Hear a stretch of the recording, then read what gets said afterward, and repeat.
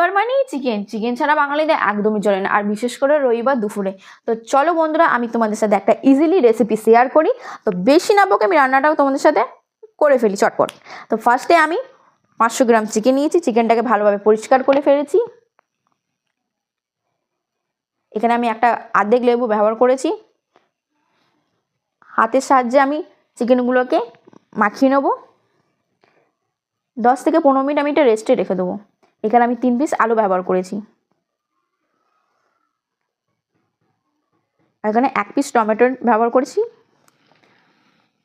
আর এখানে আমি 2টো পেঁয়াজ ব্যবহার করেছি। পেঁয়াজটাকে আমি পাতলা পাতলা করে কেটেছি, যেন আমার ভাজতে সুবিধা হয়।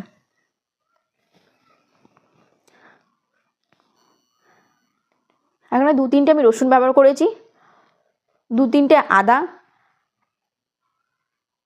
একটা গোটা পেঁয়াজ আর 2-3টে কাঁচা লঙ্কা। সে তেল দিয়ে আমি আলুগুলোকে ভেজে নেবো। আলুগুলোকে বেশি ভাজবো না, আলুগুলোকে নাড়াচাড়া করে আলুগুলোকে আমি তুলে ফেলবো। এই একই তেলের মধ্যেই আমি 2-3টে তেজপাতা দেবো আর একটা গোটা পেঁয়াজ। আর পেঁয়াজগুলোকে হালকা লাল হয়ে গেলে কেটে রাখা টমেটোগুলোকে আমি দেবো। টমেটোগুলোকে হালকা ভাজা হয়ে গেলে আমি আদা রসুনের পেস্টটা দিয়ে দেবো। তা হালকা নুন হলুদ দিয়ে হালকা একটু নাড়াচাড়া দিয়ে হালকা একটু কষিয়ে নেবো আমি খুন্তির সাহায্যে। চিকেনগুলোকে কষে গেলেই আমি হালকা একটু উষ্ণ গরম জল দেবো। জানো তো উষ্ণ গরম জল কেন তরকারির মধ্যে দেয়? তরকারির টেস্ট বাড়ে। তো আমি 10 থেকে 15 মিনিট রেস্টে রাখবো। 10 থেকে 15 মিনিট আমাদের ঢাকা খুলেই আমাদের চিকেন রেডি। ধনেপাতা ছড়িয়ে আর অল্প গরম মশলা দিয়ে আমাদের চিকেনের ঝোলের রেসিপি রেডি হয়ে গেছে।